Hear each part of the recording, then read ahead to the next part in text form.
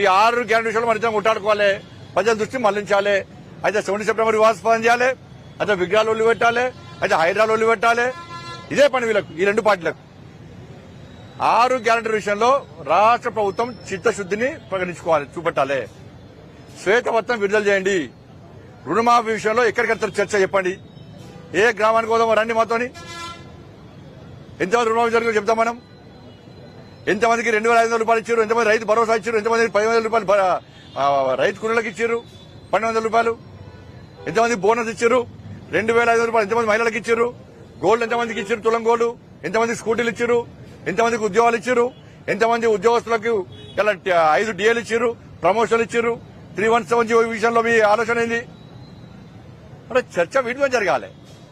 ఈ పక్కదారి పట్టించడానికి వల్ల ఇటువంటి చేయడం మంచి పద్ధతి కాదు. భారతీయ జనతా పార్టీ 6 గ్యారెంటీ విషయంలో ప్రభుత్వం వెంటనే శ్వేతపత్రం విడుదల చేయాలని చెప్పి